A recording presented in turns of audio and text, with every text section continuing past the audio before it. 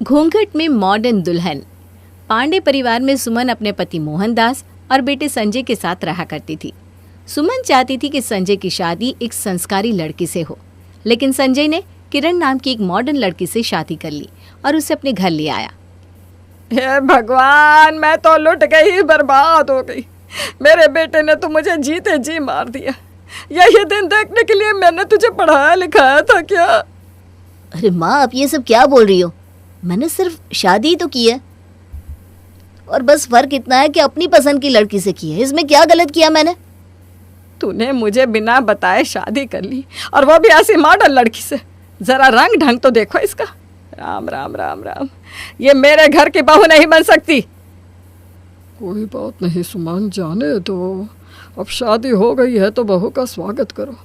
बहू दरवाजे पे खड़ी है, उसको घर में आने दो, आराम से बात करते हैं। बिल्कुल नहीं, मैं इस लड़की का स्वागत नहीं करूंगी। मेरे घर में आने की जरूरत भी नहीं है। मैं इस लड़की को अपनी बहू नहीं मान सकती हूँ। देखो सुमन, शादी हो गई है और तुम मानो या ना मानो, यही तुम्हारी बहू है।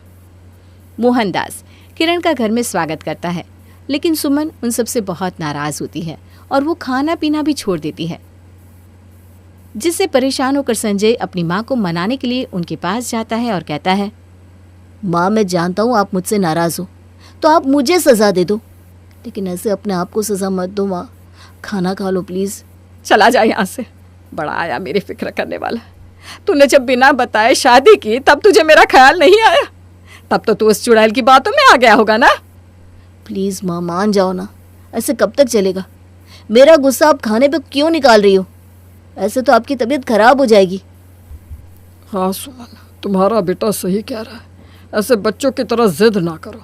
जो हो गया उस पर मिट्टी डालो और अपनी बहू के साथ हंसी खुशी रहो। अब तो तुम सास भी बन गई हो। अच्छा ठीक है, मैं खाना खा लूंगी, लेकिन उसके हाथ का नहीं खाऊंगी। अगर उसने किसी भी चीज़ को छुआ तो मैं नहीं खाऊंगी। अरे माँ, पर तो रहने दे, फिर जा यहाँ से। मेरा घर है, मैं जैसे चाहूँ वैसे ही रहूंगी, समझी? अच्छा ठीक है, मैं बाहर से लेकर आता हूँ खाना। बताओ क्या खाओगी? संजय जाता है और सुमन के लिए बाहर से खाना लेकर आता है, तब वो खाती है। हालांकि मोहनदास को किरण की मॉडर्न होने से कोई दिक्कत नहीं थी। संजय, क्या तुम्हारे माँ बाप मुझे कभी एक्सेप्ट करेंगे? माँ जी कब तक ऐसे गुस्सा रहेंगी? मेरी माँ को संस्कारी बहू चाहिए थी, पर तुम हो मॉडर्न, इसीलिए वो इतनी खफा है। पर उम्मीद है कि समय के साथ सब सही हो जाएगा। मैंने बिना बताए शादी की है, और वो भी एक मॉडर्न लड़की से, तो उनका यूँ गुस्सा होना तो लाजमी है, क्योंकि उन्हें हमेशा से ऐसी बहू चाहिए थी जो संस्कारी हो। तुम मेरी तरफ से बिल्कुल बेफिक्र रह पाओ।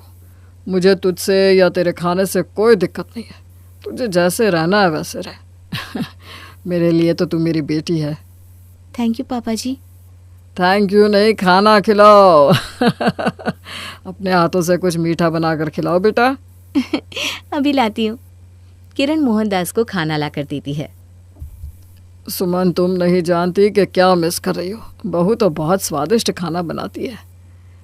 काश तुम्हारी सास भी ये टेस्टी खाना खा पाती बेटा। किरण ये सुनकर बहुत खुश होती है। वहीं अगले दिन पता चलता है कि सुमन ने खाना बनाने के लिए घर में कोई नई नौकरानी लगा ली है। किरण, लाओ फटाफट नाश्ता दे दो, ऑफिस जाने में लेट हो रहा है। जी बस अभी बनाती हूँ। अरे ये किचन में काम कौन कर रहा है? वो मेरी नई काम वाली है। जब तक ये किचन में है तब तक तू किचन में नहीं जाएगी, समझी? अगर तू किचन में गई तो फिर मुझे पूरा किचन गंगा जल से धोना पड़ेगा। जी माँ जी, मैं बिना आपकी परमिशन नहीं जाऊंगी। अब किरण इंतजार में बैठ जाती है। वहीं सुमन कामवाली के पास जाकर कहती है, ऐ सुन, बिल्कुल आराम आराम से काम करना। जितनी देर लगा सकती है लगाना। मुझे खाने में कोई शिकायत नहीं चाहिए। खाना धीमी आंच पे ही पकेगा। अरे मेरे को काम करने को और जगह पे भी जाने का है। इतना धीरे धीरे काम करेगी तो मेरा ही नुकसान होगा ना। मैं तुझे एक्स्ट्रा पैसा दे दूंगी, तू बस किचन में खड़ी रह, चाहे कोई काम ना कर। ठीक है, अपने को कोई प्रॉब्लम नहीं है। अब देखती हूँ मैं कैसे ये संजय को नाश्ता बना कर देती है। अब खाना ना मिलने पे संजय खुद ही इसको घर से बाहर कर देगा। सांप भी मर जाएगा और लाठी भी नहीं टूटेगी। सुमन ऐसा इसलिए कर रही थी ताकि किरण की वजह से संजय लेट हो और उन दोनों के बीच में लड़ाई हो जाए। किरण, मेरा नाश्ता कहाँ है? इतनी देर क्यों हो रही है? नाश्ता बनाने तो गई थी पर माँ जी ने कोई काम वाली बुला ली है। उन्होंने कहा जब तक वो किचन में है तब तक मैं वहाँ नहीं जा सकती, और अभी तक काम वाली किचन में ही है। न जाने क्या बना रही है जो इतना वक्त लग रहा है। मैं सब समझ रहा हूँ, माँ ये जानबूझकर कर रही है। चलो कोई बात नहीं, मैं बाहर नाश्ता कर लूँगा, तुम अपने लिए टाइम से बना लेना। उस समय तो संजय चला जाता है, लेकिन शाम में आकर वो अपनी माँ से बात करता है। माँ, मैं समझ रहा हूँ कि आप क्या कर रही हो, लेकिन इस सब का क्या फ़ायदा होगा? आप बताओ। आपके गुस्से से सभी को दिक्कत हो रही है। तू समझ रहा है या तेरी वो मॉडर्न पत्नी तुझे समझा रही है? मेरे पास अपना भी दिमाग है माँ, मुझे पता है आप जानबूझकर उसे परेशान करने की कोशिश कर रही हो। हाँ ठीक है, कर रही हूँ तो क्या। मैंने तो शुरू से ही कह दिया था कि मुझे वो पसंद नहीं है और मैं उसे कभी नहीं अपनाऊंगी। और अभी तो उसको किचन से बाहर किया है, कुछ दिन देख उसको कैसे घर से बाहर करती हूँ। माँ, ये बच्चे वाली जिद छोड़ दो। अब मेरी उससे शादी हो गई है, आप ये बताओ कि वो ऐसा क्या करे जिससे आप उसे एक्सेप्ट कर लो। क्योंकि शादी तो मैं कर चुका हूँ, वो बदल नहीं सकता, लेकिन ऐसा क्या करूँ जो आप उसको खुशी खुशी अपना लोगी? मुझे एक संस्कारी बहू चाहिए थी, तो अपनी मॉडर्न पत्नी से बोल कि आज से वो घूंघट में रहे। इसके सर से अगर घूंघट हटा तो मैं इसको घर से हटा दूंगी। अरे माँ, आजकल तो संस्कारी बहुएं भी घूंघट लेकर नहीं रहती, और आप उससे घूंघट लेने को कह रही हो। आपको पता है कि वो ऐसा नहीं करेगी, इसलिए आपने ये करने को कहा है ना? मुझे पता था वो कुछ नहीं करेगी, इसीलिए तो मैं उसको बहू नहीं मानती। अच्छा ठीक है, रुकिए, मैं उससे बात करता हूँ। अगर वो करना चाहती है तो कर लेगी, वरना मैं उसको इसके लिए परेशान नहीं करूँगा। संजय किरण से बात करता है। बस इतनी सी बात, अगर इससे माँ जी खुश हो जाएंगी तो मैं ये भी कर लूँगी। किरण, माँ कुछ भी बोल रही है, लेकिन देखो, अगर तुम ये अपनी मर्जी से करना चाहो तो ही करना। किरण अपनी सास को मनाने के लिए घूंघट करने को राजी हो जाती है और किरण साड़ी पहन लेती है और लंबा सा घूंघट भी कर लेती है। उसके बाद कहती है, ओह गॉड, मुझे तो घूंघट में कुछ नजर नहीं आ रहा, पर फिर भी संजय के लिए ये सब तो करना पड़ेगा। बहू, अरे ओ बहू, जल्दी से यहाँ आ। कहाँ रह गई? जी माँ जी, आ रही हूँ। क्या हुआ कि बच्ची, कल से छत पे कपड़े पड़े हुए हैं, जा उतार कर ला। और एक बात ध्यान रखियो, अगर यह घूंघट तेरे सर से नीचे हुआ ना तो अपना बोरिया बिस्तरा लेकर यहाँ से चली जाना। किरण जैसे तैसे छत पर पहुंचती है, पर जब वो कपड़े वापस लेकर आ रही थी तो घूंघट के चक्कर में लड़खड़ाकर गिर पड़ती है। ओह माय गॉड, मर गई। माँ जी बचाइए मुझे। सुमन अपने कमरे में बैठे बैठे किरण की गिरने की आवाज़ सुन लेती है और मन में हंसते हुए कहती है, अब इसको समझ में आएगा, बड़ी आई मेरे घर की बहू बनने वाली। अब जाकर इसकी अकल ठिकाने लगेगी और खुद ही अपना बोरिया बिस्तरा लेकर चली जाएगी। वहीं थोड़ी ही देर में किरण खुद को संभाल लेती है और दूसरे काम में लग जाती है। ऐसे ही कुछ वक्त निकल जाता है। एक बार जब किरण खाना बना रही थी तो घूंघट हटा लेती है। कल मुही, घूंघट क्यों उठा रही है? तेरी नानी मर गई है क्या? अब तो चाहे कोई भी मरा हो, तू अपना बिस्तरा ले और निकल यहाँ से। सॉरी माँ जी, सारी गलती होगी, ध्यान नहीं रहा मेरा, अगली बार ऐसा नहीं होगा। जब से तू आई है गलतियों के सिवा और कर क्या रही है? पर अब कोई गलती नहीं चलेगी तेरी, अब भी क्या भी, निकल यहाँ से। माँ जी इस बार माफ कर दीजिए, एक मौका दे दीजिए। उसी रात घूंघट करके खाना पकाने के चक्कर में किरण का पल्लू आग पकड़ने लगता है, पर वो सही समय पर देख लेती है और जलते जलते बच जाती है। हे भगवान, इस घूंघट के चक्कर में तो मैं आज मर ही जाती। मुझे माँ जी से बात करनी पड़ेगी। घूंघट करके ये सारे काम तो नहीं हो पाएंगे मुझसे, लेकिन अगर मैंने कुछ कहा और कहीं माँ जी घर से निकाल देंगी तो? अब जब किरण सुमन के पास पहुंचती है तो वो उसे फ़ोन पर बात करते हुए सुनती है। तुमने बहुत सही आइडिया दिया। अब ये मेरी मॉडर्न बहू एक हफ्ता भी इस घर में टिक पाई ना तो बहुत बड़ी बात है। किरण सुमन की सारी बात सुन लेती है और मन ही मन सोचती है, अच्छा तो माँ जी ने ये घूंघट मुझे यहाँ से भगाने के लिए कराया है। अब मैं इन्हें बताती हूँ कि अगर ये शेर है तो मैं सवा शेर। अब तो मेरा घूंघट ये खुद हटवाएंगी। अब किरण सुमन की चाल समझ चुकी थी, इसलिए जानबूझकर उसे परेशान करना शुरू कर देती है। सुमन के कहने पर किरण चाय बनाकर लाती है और बहाने से वो चाय किरण अपनी सास पे ही गिरा देती है। ओ आई एम सो सॉरी माँ जी। अंग्रेज चले गए और सॉरी छोड़ गए। सॉरी की बच्ची, तूने गर्मा गर्म चाय मेरे ऊपर गिरा दी। मुझे जलाकर मारना चाहती है क्या? नहीं नहीं माँ जी, मैं ऐसा कुछ क्यों करना चाहूंगी। वो तो मुझे घूंघट में कुछ नजर नहीं आता ना, इसलिए लड़खड़ा गई और आपके ऊपर चाय गिर गई। इसमें मेरी गलती नहीं है, ये सब ना घूंघट की वजह से हुआ है। अरे चुप कर कलमुई, सब समझती हूँ। जा जाकर बर्फ लेकर आ, मेरा हाथ जल रहा है। अब भी लाती हूँ माँ जी। अरे इतना धीरे धीरे क्यों जा रही है? भाग कर जाना, जब हाथ पूरा जल जाएगा तब लेकर आएगी क्या? माफ करिएगा माँ जी, पर घूंघट में मैं भाग कर तो नहीं जा सकती, मुंह के बल गिर पड़ूंगी। मैं भी क्या करूँ माँ जी, घूंघट में कुछ दिखाई नहीं देता, इसलिए धीरे धीरे जाती हूँ। अरे जल्दी जाओ, मैं यहाँ जल रही हूँ और तुझे घूंघट की पड़ी है। हटा घूंघट, जल्दी जा, बर्फ लेकर आ। अब आया ना ऊंट पहाड़ के नीचे। अरे अब तो जल्दी जा। नहीं माँ जी, ऐसे कैसे अपने संस्कार थोड़ी ना भूल सकते।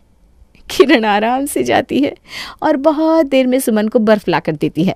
अगले दिन संजय किरण से कहता है, आज मेरी एक मीटिंग है, मेरे लिए खाना मत बनाना, डिनर वहीं होगा और शायद मुझे आने में भी देर हो जाएगी। ठीक है पति परमेश्वर। तुम भी ना किरण। रात के समय जब किरण खाना बनाती है तो अपने ससुर का तो अलग निकाल कर देती है, पर सास के खाने में बहुत सारी चीनी मिला देती है। हे भगवान, क्या है ये? थू। क्या हुआ माँ जी, आप ऐसा क्यों कह रही हो? अरे नालायक, ये कैसा खाना है? इतना मीठा, इसको कोई खाना कहेगा? इतना गंदा खाना। राम राम राम राम। मीठा? क्या बात कर रही हैं आप? खाना तो एकदम सही है। अरे खुद खा कर देख, ले खा इसे, तब तुझे पता चलेगा खाना कैसा बना है। हो, ये तो बड़ा मीठा है। लगता है धोखे से नमक की जगह चीनी डाल दी है मैंने। माफ करना माँ जी। अंधी है क्या तू? है या दिमाग से बिल्कुल पैदल? पता नहीं नमक और चीनी में क्या फर्क होता है।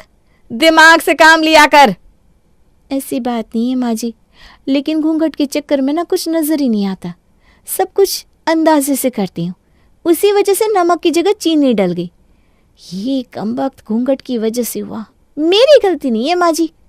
अरे तो अब मैं क्या करूं? क्या खाऊं मैं? मुझे बहुत तेज भूख लग रही है। अब तो घर में कुछ खाने के लिए भी नहीं है।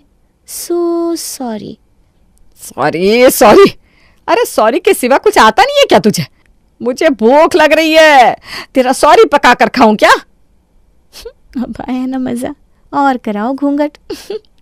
मैं आपको इतना परेशान कर दूंगी सासू माँ कि आप मेरे चेहरे से खुद अपने हाथों से ये घूंघट हटाओगी। अगले दिन मोहनदास जब वॉश बेसिन के पास खड़ा हाथ धो रहा था तो किरण पीछे से आती है और उसे पकड़ लेती है। अरे बेबी, तुम कब तक बस काम काम काम करते रहोगे? कभी मुझ पर भी तो ध्यान दो। शादी को इतने दिन हो गए और एक तुम हो, ऑफिस से फुर्सत ही नहीं है तुम्हारे पास। अरे क्या, अब आपका कोई बहाना नहीं चलेगा, जब देखो तब दूर दूर भागते रहते हो। अरे बहू, क्या कर रही है तू? बेशर्म कहीं की, तुझे ये तक नहीं मालूम हो रहा कि तू क्या कर रही है? क्या हो गया माँ जी? मैं अपने पति से बात कर रही थी, अब क्या पति से बात करना भी गुनाह है? अरे जरा ढंग से देख, वो तेरा पति नहीं, तेरा ससुर है, मेरे पति। तुझे ये तक नहीं दिखा कि संजय है कि तेरे ससुर है? हाँ, हे भगवान, ये मुझसे क्या हो गया? मुझे माफ कर दीजिए पापा जी, मुझे दिखाई क्यों नहीं दिया? अब मैं क्या करूं इस घूंघट का? नालायक, करमजली, बेशरम, कलमुही, तुझे दिखाई क्यों नहीं देता? बस करो सुमन, इसमें बहू की कोई गलती नहीं है। जब इतना लंबा घूंघट करके चलेगी तो भला उसे क्या नजर आएगा? सही बात है माँ, एक तो आपने उसकी आंखों पर पट्टी बांध दी है और चाहती हो कि वो बिल्कुल सही काम करे। ऐसा कैसे होगा माँ? उसे कुछ दिखाई भी नहीं देता, लेकिन फिर भी आपको खुश करने के लिए वो घूंघट में ही सारे काम करती है। अब तो घूंघट हटाने के लिए कह दीजिए। हटा दे घूंघट, बहुत हो गया ये घूंघट घूंघट। ये कहकर सुमन आगे बढ़ती है और किरण का घूंघट अपने हाथों से हटा देती है। थैंक यू माँ जी, अब जाकर थोड़ी सांस आई। थैंक यू माँ जी की बच्ची, मैं सब जानती हूँ, मेरे सामने नाटक मत कर। मैं भी कभी बहू थी। तुम्हें बहू से हर हाल में परेशानी ही रहती है। पर तुम्हें तो इस कलमुही से कुछ ज्यादा ही लगाव हो रहा है। माँ, अब कुछ भी बोलती चली जा रही हो, थोड़ा तो सोच कर बोलो। सुमन संजय की बात का कोई जवाब नहीं देती और पैर पटकती हुए अपने कमरे में चली जाती है। अगले दिन जब घर में संजय और मोहनदास दोनों ही नहीं होते हैं तो सुमन सीढ़ियों से फिसलकर गिर पड़ती है। हे भगवान, मैं मर गई, कोई बचाओ मुझे। इस समय तो घर में कोई है भी नहीं। मैं हूं ना माँ जी, आइए मैं आपको अस्पताल लेकर चलती हूँ। तू मेरी मदद करेगी? हाँ माँ जी, क्यों नहीं, आप कोई मेरी दुश्मन थोड़ी ना हो। आपको कुछ होगा तो मुझे ही तो आपका ध्यान रखना है, आखिर आपके परिवार का हिस्सा हूं मैं। ये बोलकर किरण सुमन को उठाकर कार में बिठा देती है और उसे फौरन अस्पताल लेकर जाती है। अच्छा हुआ आप इन्हें समय पर ले आई, अगर और देर होती तो इनका ऑपरेशन सक्सेसफुल हो पाना बहुत मुश्किल था। अब आप इनका अच्छे से ध्यान रखना। All thanks to you doctor, आपने मेरी सास को बचा लिया। अगर मेरी सास को कुछ हो जाता तो मेरे पति का क्या होता। आपका बहुत बहुत शुक्रिया डॉक्टर। मैं तो समझती थी कि किरण मुझसे नफरत करती है, पर इसने आज मेरी जान बचाई। मुझे इसके जैसी बहू और मेरे बेटे को इसके जैसी पत्नी दूसरी नहीं मिल सकती। फिर जब किरण सुमन के पास जाती है तो सुमन उसे गले लगा लेती है और अपने किए की माफ़ी मांगती है। उस दिन के बाद से वो लोग हंसी खुशी मिलजुल कर रहने लगते हैं।